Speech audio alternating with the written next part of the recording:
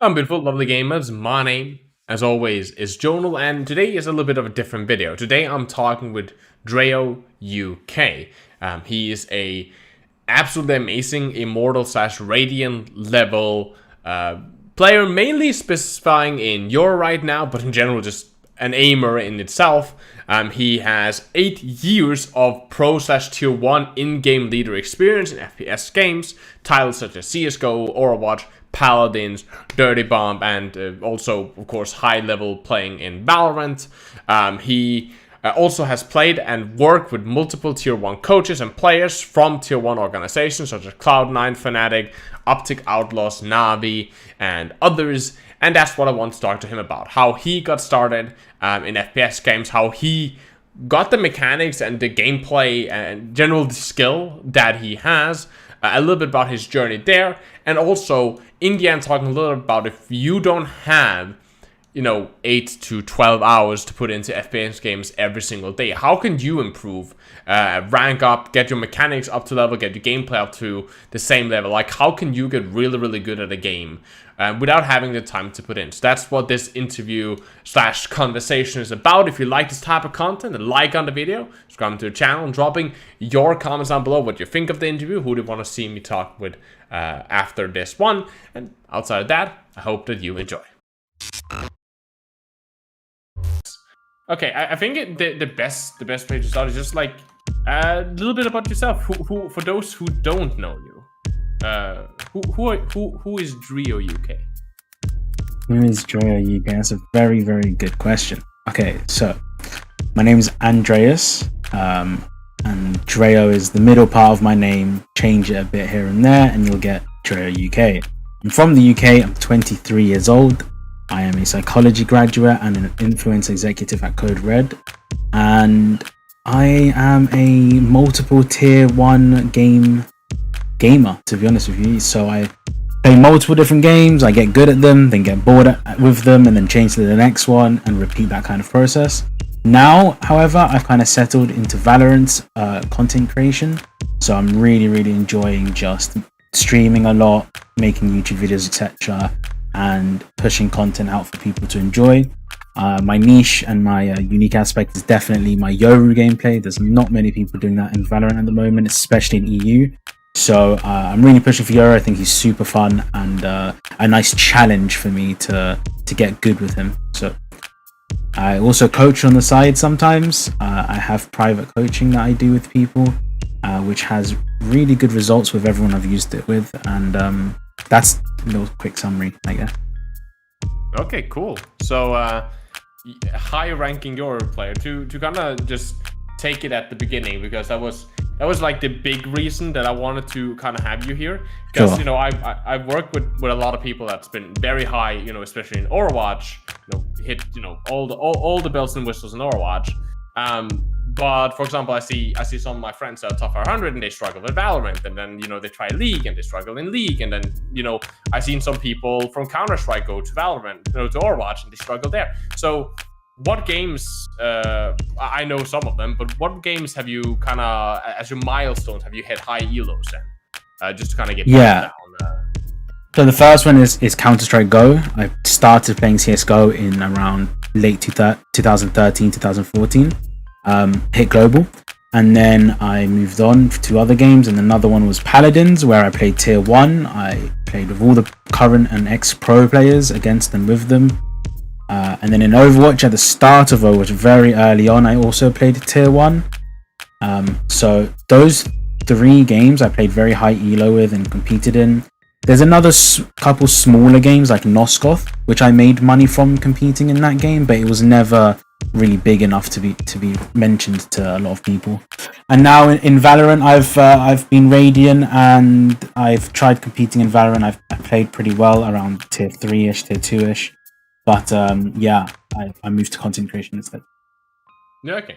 And you in Overwatch, you were also top 500, if I remember correctly, right? Or in season 1, I was very early player. Yeah, very early fragger. To put it in perspective, back then they had 2-digit numbers. It was like 80s and 90s and stuff. which Yeah, I think I don't recall exactly what my rank was in season 1, but it wasn't good. And I remember I checked it a while back, and I think like as somebody that was a Genji one trick, I think I had like most hours on Bastion or something like that, like the good Wild West of early Overwatch, where there wasn't any team composition like one hero per team or role queue, anything like that. Yeah, exactly. Just curious, because it's clear that you are a priority FPS player. I am. Have you played League? Just as a curiosity, have you played League? I've never downloaded League Legends or Dota. The only MOBA I've ever tried was Smite back in closed beta, and that was my first experience with MOBAs, and it wasn't a bad one. It was enjoyable at the time. My problem is that the early game was too boring and long for me. With FPSs, I can play them at my own pace. I can either play them slow when I need to, or I can just hold W and push and fight people. So for me, FPSs have always been the kind of genre that I always go back to. I used to play some MMORPGs, mainly RuneScape, but like actual RuneScape, not like old school RuneScape back in like 2005 or something, I don't know. Okay. But since then, FPS. FPS all the way. FPS all Cool. the way. So when did you get started? Because you said you started CS in 2013, right? Yes. So how old were you back then? Oh god, I don't know. You've put me on the spot. I was about 50, I was 15 years old in 2013. But CS wasn't my first FPS though. No, okay. So No. yeah, so like because like you know, either you really grind early game, right? But to hit just global like that, you gotta have had some baseline mechanics, right? Exactly. So like, where did you get started, like FPS wise? Were you like, I was 2 years old at my PC? So I started gaming on the on the PS2, and I played like shooter games, so like GTA or games like that. But the first FPS on PC I played was even before CS. It was a game called Blacklight Retribution. This game is ancient. So little people know about this game. I think it was made by a company called Perfect World Entertainment, and it was more popular in America. And I used to play on the American servers because I didn't know there was different servers in games. I just logged in and played. I was so young. I logged in and played, and I was playing on American servers for like a year or two or something. Okay. And that's kind of where you got started, and you. Yes. But it was just you just played, right? Just like casually. I actually play competitively in that as well. Oh, okay. You play. Okay. And how old were you there? Like, I was probably 13, 14. 13. Yeah. Okay. And that's you didn't. This is way back, right? If you that's like what, like 2012, 2011 ish. Yeah. So this is before like the big rise of like super insane competitive gaming Exactly. with holes in them and aim trainers and all that kind of stuff. Oh, way before. Yeah. Yeah. So how did you, like, was it just you just played a lot, and then like did you notice what did you think about your aim, or were you just like kind of playing the game? Like, were you doing anything to practice your aim back then? So back then you could get gaming mice, but there was not a single aim trainer. So what I did was I played competitively. It was like domination based competitiveness. So you play domination, you scrimmed teams, and I made sure that every single 1v1 I got, I had to win that. And then I started to work on team play afterwards, and I got enough of a foundation to be able to scrim efficiently and effectively. So I just kept on scrimming non-stop, hours after hours, built up a consistency, and that was really the baseline for everything. It was just making sure that every time I got a kill or died, I made sure to improve on that and said, oh, why did I die here? Or why did I kill this guy and he didn't kill me, etc. Okay. So that was like, it was really just like self-improvement based? Oh, 100%. Yeah. I wanted to be the best I could be. Black Retribution, it was such an old game. There was not many people, but the community made sure that there was just enough of a competitive scene where you could be tested against each other. It was in the same as a game called Dirty Bomb, which I also played tier 1 in, I forgot to mention earlier. Exact same thing. Kind of before all of these aim trainers and stuff, same principle. It's just the community drives the competition. Okay, and so there wasn't like a deathmatch server and you were like, okay, I gotta like just hit headshots here, or like, you know, I'll go into a custom game and like practice spray control. You didn't do anything like that? It was just I hated against the best. Yeah, I hated deathmatch when I was younger. I could not. I didn't have the attention span to stay in a deathmatch for long. So okay. I just played a load of hours, so many hours. Okay. And then you found CS like every origin story on the Score esport. Were you also introduced by your older brother or something to CS, or your friends or something? I wasn't actually. I completely found CS by myself. Like I was just browsing some games, and at the time CS just came out of beta. So CSGO. See, this was CSGO, yes. Yeah. And so all of the people from like 1.6 and Source were deciding whether they wanted to move or not. And then I saw some of the competition. One of the first teams I saw playing Go was the old school Nip and Very Games rosters. And I fell in love after watching them play against each other. And the rest of the story, you picked it up. Yeah. What was it difficult? Like you said, you hit global, right? It was. Was that a challenge? Or was it like, oh yeah, this is easy? No, back then in that time, it was super difficult to hit global. There was no such thing as like FPL. There was no FPL. There was none of these like third-party leagues. There was ESEA, but you had to pay a subscription, and I was too young to afford it. Yeah. So, the best free alternative was ranked. So all of the people that wanted a free alternative played ranked, and it was super competitive. The anti-cheat wasn't great, so there was a lot of cheaters, and it isn't very great today. Right? Okay, well, yeah, there you go. So yeah, it was super difficult. It took me like a good couple thousand hours to get globe. Like, yeah. Okay. Yeah.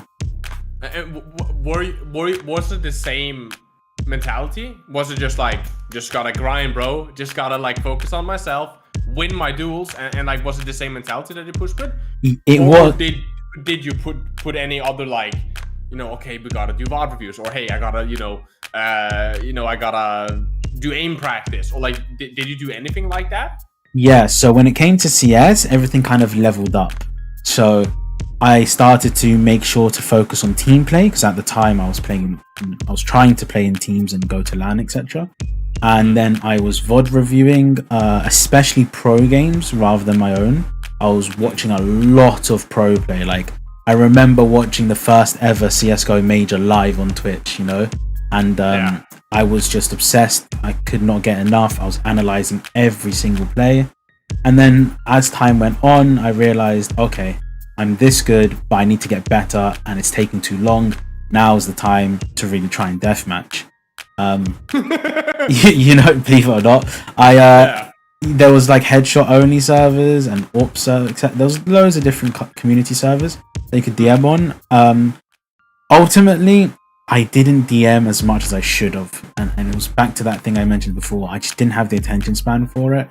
But now looking back, I regret that so much. If I DM'd a lot in CS, my aim would be even better today.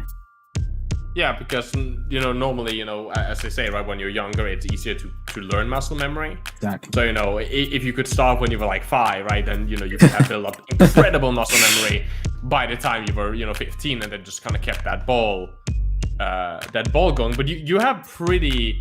I remember we got to talk a lot during the previous capture went for KO. Yeah, that's right. And we ran during the community event. We were sitting in a 3-man deathmatch game until we remember. Yes, yeah, right before the lobby, yeah. And you fucking shit on me so hard that I never been shit on that far. And it was just like every corner I peeked, I immediately got headshotted. And poor Jonal, who's used to overwatch, didn't understand how the fuck. So like, have you ever used an aim trainer, or is this just the grind? Yeah, that's a good question. That's a very good question. So in Valorant, I actually enjoy deathmatching in Valorant. So, like from hating it in other games to coming into Valorant, a lot of people have mixed opinions on Valorant's deathmatch. I really enjoy just listening to music and deathmatching on it. And can I stop you there and just sure. ask why? Like what makes that different from CS? Because it's very much the same flavor, right? I think because in Valorant, what you get is a mini map that shows you where everyone is. So everyone's just instantly running towards you. And that means if I'm sitting holding a specific area of the map with music on, I can't hear everyone coming at me, but I can improve my reaction time because of that. I can't hear them, but as soon as I get shot once, I can turn around and try to kill them quickly, improves my reaction time. And then sometimes you need to be a bit disciplined. You have to learn to not spray as much, to go for taps and bursts and know your ranges, etc. So learning to discipline yourself is kind of fun for me. So I also like doing that in deathmatch. Yeah, and then so you run deathmatch in Valorant? Yes. As your main practice tool? Yeah, so I play about half an hour to an hour deathmatch every day. Okay.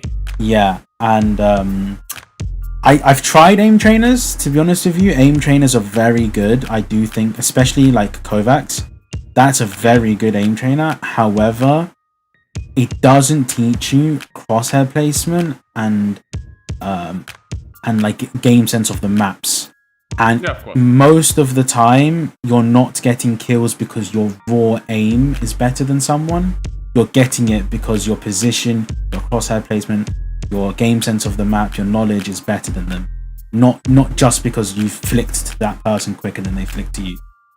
Yeah, exactly, right? Like there's only, you know, as they say, right? Like the better mechanics you have, the more you can like do a fuck up and like stumble out of it, or if the opponents are doing a mistake, you might be able to kind of compensate for it with just raw aim. You know, especially in low elos, right? You can out aim people in low elos because they can't fucking hit you. Yeah. But when you start pushing the elo levels, I suppose it's more, you know, knowing what angles are good, and you kind of get that feeling from deathmatch. Like, okay, I know what angles are good. I know what, you know. But when there's a million people on the map, it's like, oh, what angles do I peek when I push in on sites? But just by running around the map. So that's kind of your more mentality, kind of more of a practical learner instead of a kind of standing in the dojo and punching the air for half an hour. Yeah. As an IGL, you learn that very quickly. So, you know, some people at aim stars, you know, they go around and they just flick everyone, and some people think about what they do. So, yeah, there's a bit of a difference, you know. Pure aim was a little bit more tactical in nature. Yeah. Which is quite interesting. I've always recommended aim trainers to everyone that I coach, and today, you know, but mainly also because a lot of those are, you know, people that struggle with just like moving the mouse correctly, and like having control over like how much am I supposed to move my arm to move the mouse as I want it to. And I think for that, you know, entry position, at least from also what I'm gathering from you, who are way fucking better than me in FPS games, that might help, at least, you know, if you want to like get a good standing on it. But when it comes to winning duels actually on the server, practicing real scenarios might be better, and especially in a game where you just die and then you're out of the game, deathmatch in Valorant might be a better practice tool. I believe so. Yeah, definitely. Okay, so that's so you play Yoru now, and you said that was, you know, a little bit of fun because not a lot of EU players play him. I assume you somewhat enjoy the play style. Yeah, I do a lot. Yeah. But also you mentioned that, you know, if you found it a good challenge for yourself, and that kind of seems to kind of be a little bit of a, let's say, an overarching a red line in your storybooks, that it always seems like you're trying to kind of push yourself to just not take the easiest route all the time. Like, you know, I gotta win my 1v1s. I have to win them. I'm playing Yor to challenge myself. Is there something? Are you talked the same with your you know, your trigger discipline deathmatch? It became a little bit more fun when you were focusing on, the discipline of actually taking the shots. Yeah. Is the improvement process? You also said you quit games when you were too good at it. Like, the improvement process, is that the fun part for you? That is definitely, you've hit the nail on the head, 100%. I could not have said it better. I think improving and seeing improvement is so much fun. It's so gratifying and rewarding for you. And as a mental stimuli, you just feel happy when you see yourself get better at something, whether it's gaming, real life, like relationships, whatever it may be. I always feel like you will enjoy that the most. I think it's the same reason why people love winning so much. People win games, they win different jobs in real life, etc., and that's because they're getting rewards from it, so they keep doing it over and over again, and that's what's fun for them. So essentially, let me. So are you a little bit kind of similar to me, that if you lose a game, it's better to lose a game where you were like absolutely destroying the server than winning a game where you were bottom fragging? 100%.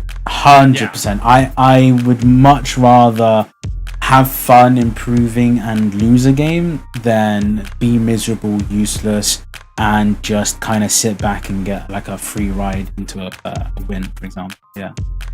And I think that's a pretty good thing, because a lot of people that play, at least I personally feel that a lot of reason there's a lot of toxicity in games like Valorant, also in League, when you can spectate your teammates and you can watch them while you're dead, is the fact that people get really frustrated. They're losing the game and they feel like their team is losing them the game, instead of pivoting it more to themselves and looking at, okay, if we have a it's never fun to have a DC player, but if we have a player that DCs, it's kind of like a challenge. It's kind of like, okay, how well can I do with one man down? Right. Kind of focusing a little bit more on yourself instead of just focusing on how bad your team is comparatively. Right, exactly. So when I stream, after I die or get a kill, I will say out loud exactly my thought processes, why I think I got the kill, why I think I died, why I could have done better in that situation. And of course, every situation is different. The more you play them, the more you learn them, and then you can be better the next time that it comes across again. And you said you do coaching and stuff like that. Why, is that also a challenge for yourself, or is that more that you like helping people? Like why did you pivot into like a coaching position? Well, I think with coaching, I've been an IGL for 8 years, so across the titles I mentioned before. So I feel like out of all of the coaches I see, I feel like I can do way better of a job than the majority of them. And on top of that, I think the people that are looking to get coached actually want results. They don't just want the interaction. They really, really genuinely want to improve, especially if they're paying their own, hard-earned money. So for me, I like the idea and the feeling it gives me when I know that this person is improving because of me, of course. And secondly, because I know that I can do a good job. So why not do it?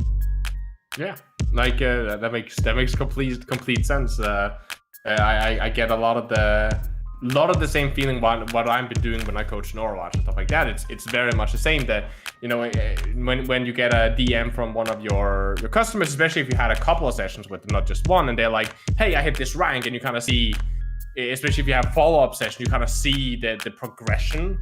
That's really satisfying, kind of seeing how hyped they get about the game, because video games are fun, especially if you're good at them. So seeing somebody that you can kind of make a game so much enjoyable for somebody during a session is, in my opinion, like one of the the big benefits of being a coach. Yeah, 100%. In kind of we should kind of round this up, as I promised you. It should be more than half an hour. So good. I enjoy talking.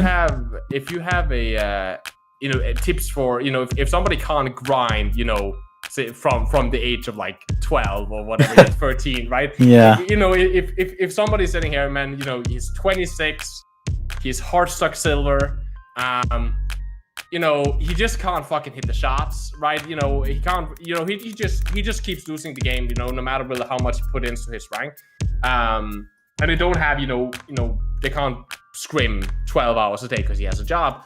Sure. What would you kind of give of advice to people that don't have that isn't young enough that they can just like drop responsibilities and grind, but really wants to kind of get in in the diamond and the above league in Sure. Valorant or other games?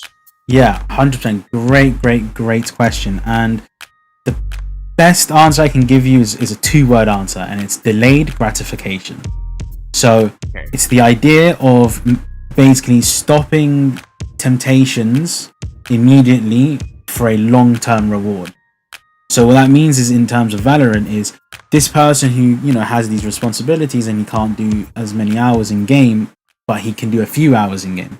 So what you do is you take those few hours and you just make sure you do the grindy, the boring stuff. And you do that for quite a while, to be honest. You do the deathmatch, you grind it, you listen to your music, you look at VOD reviews. Whatever time you have, spend it on that.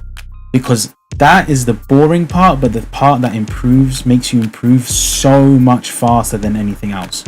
That's where you have to kind of discipline yourself and not be tempted to then jump into a ranked game for 40-45 minutes and just play let's play about 10 minutes worth of gameplay.